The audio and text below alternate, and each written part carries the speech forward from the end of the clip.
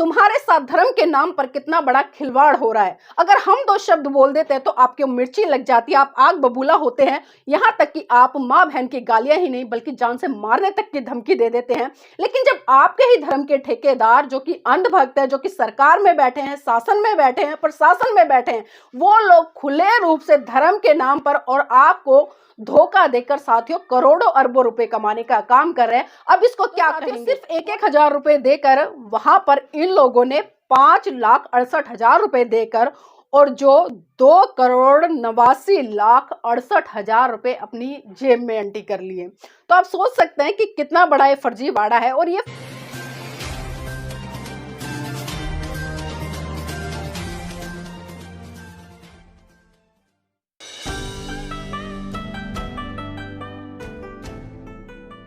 सवाल ये कि यार 2-4 आदमी 10 आदमी का समझ में होता आता,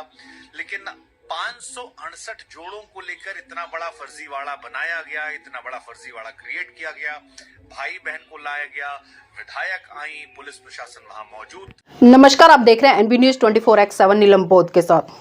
साथियों, उत्तर प्रदेश में एक बहुत बड़ा फर्जीवाड़ा हुआ है और उसी फर्जीवाड़े को लेकर आज मैं चर्चा करूंगी। अब शायद आप ये सोच रहे होंगे कि आखिर वो कौन सा फर्जीवाड़ा है। जी हाँ साथियों, वो फर्जीवाड़ा है हिंदू धर्म के तथाकथित लोगों का। जी हाँ, जो अपने आप को कहते हैं कि हम सनातनी हैं, हम हिंदू हैं, हम धर्म के रक्षक हैं और हम तमाम हिंदू धर्म ग्रंथ में लिखी हुई बातों को मानते हैं और उनमें पूरी आस्था रखते हैं। लेकिन विडंबना है कि ये लोग ना तो हिंदू धर्म के बारे में कुछ जानते हैं, ना ही ये हिंदू धर्म को मानते हैं और इन्हें ना ही ये पता है कि जो हिंदू धर्म है, जिसमें भी जितने भी जो काल्पनिक ग्रंथ हैं उनमें क्या क्या लिखा है। तो साथियों, बहुत बड़ा सवाल खड़ा हो जाता है, क्योंकि आजकल जिस तरह से भारत देश में भ्रष्टाचारों की झड़ी लगी हुई है वो किसी से छुपी नहीं है। अभी वर्तमान में एक ताजा मामला साथियों उत्तर प्रदेश के बलिया जिले का निकल कर आया है, जिसमें कि मुख्यमंत्री सामूहिक विवाह योजना के तहत 568 लड़कियों की शादी कराई गई सामूहिक रूप से। और आपको जानकर आश्चर्य होगा, वो 568 शादियां कैसे हुई, किससे हुई और किस आधार पर हुई। क्योंकि साथियों, आज पैसे की जरूरत लोगों को इतनी हो गई है कि वो अपने रिश्ते, मान मर्यादा इनको भी भूल जाते हैं और उन मान मर्यादा या रिश्तों को तोड़कर पैसे के लालच में इतना गिर जाते हैं कि वो भाई बहन भी शादी कर डालते हैं, या शादीशुदा है तो शादी कर डालते हैं, या विधवा है तो शादी कर डालते हैं। जी हाँ साथियों, उत्तर प्रदेश के बलिया जिले में कुछ इस तरह का ही प्रकरण हुआ और ये प्रकरण सोशल मीडिया पर जब वायरल हुआ, क्योंकि मेन स्ट्रीम मीडिया ने इस पर एक भी शब्द अब तक नहीं बोला है और ये जो चर्चा है साथियों ये सोशल मीडिया पर चल रही है। क्योंकि जब लोगों ने देखा, जब सामूहिक विवाह वहां पर हो रहा था, तो वहां पर कितना बड़ा फर्जीवाड़ा हुआ है, ये जो स्वतंत्र पत्रकार थे उनके माध्यम से बाहर निकल कर आए। साथियों, उस वीडियो में क्या हो रहा था आपको पूरा घटनाक्रम मैं बताती हूँ। जो लोग ठेकेदार थे, जो लोग, मैं ठेकेदार इसलिए बोल रही हूँ क्योंकि जिन लोगों को वहां पर सामूहिक विवाह की जिम्मेदारियां दी गई थी, चाहे उसमें सरकारी अधिकारी हो या अन्य व्यक्ति हो या उनसे जुड़े हुए व्यक्ति हो, उन लोगों ने साथियों आनन फानन में तमाम लड़कियों को वहां पर इकट्ठा कर लिया, चाहे वो झुग्गी झोपड़ी से, चाहे उसकी शादी हो चुकी है या नहीं हो चुकी है, चाहे फिर उसमें मुस्लिम समुदाय से आने वाली लड़कियां जो कि वहां पर घूमने आई थी उनको भी इंक्लूड कर लिया। और इतना ही नहीं साथियों, वहां कई लड़कियों को तो लड़कियों के वस्त्र पहनाकर उस सम्मेलन में बिठा दिया गया और जब जयमाला हुई तो उनको आदेश दिया गया, क्योंकि जो महिलाएं पहले से शादीशुदा थी या कवारी थी उनसे बोला गया कि आप खुद ही माला डाल लीजिए, क्योंकि वहां पर लड़के तो थे नहीं कि वो उनसे शादी करते, या किसी परिवार की रजामंदी से हो रहा है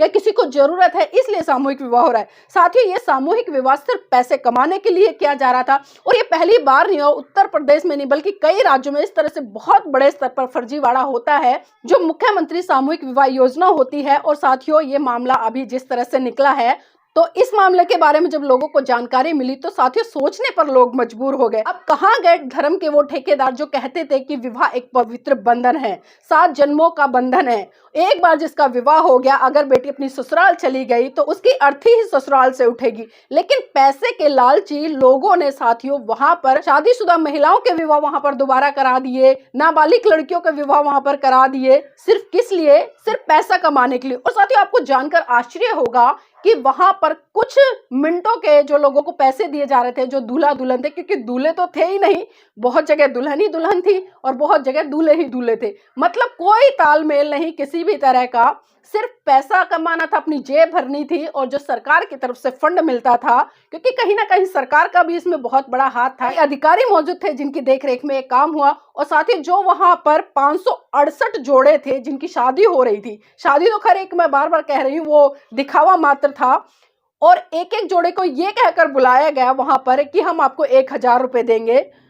तो इसलिए वो लोग आ गए कि 10-15 मिनट में क्या जा रहा है, सिर्फ हमें कपड़े पहनकर बैठने हैं और हमें 1000 रुपए मिल जाएगा। लेकिन साथियों, आपको जानकर आश्चर्य होगा कि जो मुख्यमंत्री विवाह योजना है उसमें एक जोड़े को 51,000 रुपए जो राशि है वो सुनिश्चित की गई थी। अब आप समझ सकते हैं, अगर इसको हम मल्टीप्लाई करें 51,568 को, तो साथियों 2,89,68,000 रुपए की ये राशि है। तो साथियों सिर्फ 1,000 रुपए देकर वहां पर इन लोगों ने 5,68,000 रुपए देकर और जो 2,89,68,000 रुपए अपनी जेब में एंट्री कर लिए। तो आप सोच सकते हैं कि कितना बड़ा ये फर्जीवाड़ा है, और ये फर्जीवाड़ा खाली उन लोगों की शय पर नहीं हुआ है या खाली उन लोगों ने नहीं किया है, और इस फर्जीवाड़े में साथियों सरकार का भी पूरा पूरा हाथ है। तो मैं सवाल करना चाहती हूँ उन धर्म के अंधों से, देखो जागो सोचो कि तुम्हारे धर्म के साथ में कितना बड़ा खिलवाड़ किया जा रहा है, तुम्हारे साथ धर्म के नाम पर कितना बड़ा खिलवाड़ हो रहा है। अगर हम 2 शब्द बोल देते हैं तो आपकी मिर्ची लग जाती है, आप आग बबूला होते हैं,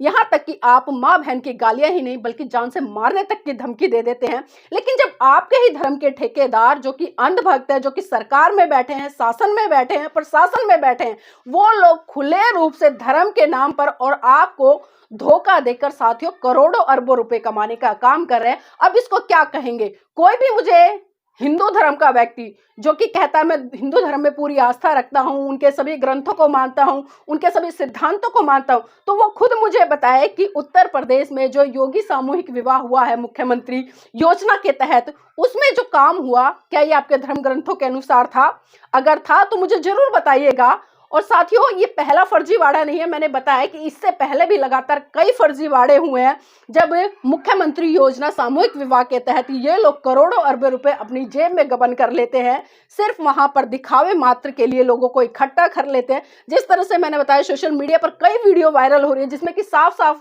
दिखाया जा रहा है, और पत्रकारों ने कई जोड़ों से वहां पर बाइट लिए, कुछ तो शादीशुदा है, कुछ बुजुर्ग भी हैं उसमें। देखिए हंसी आ रही है मुझे तो सोच कर कि ये लोग पैसा कमाने के लिए किस हद तक जा सकते हैं। और कई मुस्लिम लड़कियों को जो वहां पर घूमने आई थी उनको भी उन्होंने वहां पर बिठा दिया कि आपको 10-15 मिनट के 1,000 रुपए मिल जाएंगे। तो सब मत गिरिए, जब आप अपने धर्म ग्रंथ का या अपने धर्म का हवाला देते हैं और उनके सिद्धांतों की बात करते हैं, तो आज आपके ही धर्म को उनके सिद्धांतों को किस तरह से त्रांजलि दी जा रही है, आप खुद इस वीडियो में देखिए और आकलन कीजिए और जवाब जरूर दीजिएगा मुझे। सवाल ये कि यार 2-4 आदमी 10 आदमी का समझ में होता आता, लेकिन 568 जोड़ों को लेकर इतना बड़ा फर्जीवाड़ा बनाया गया, इतना बड़ा फर्जीवाड़ा क्रिएट किया गया,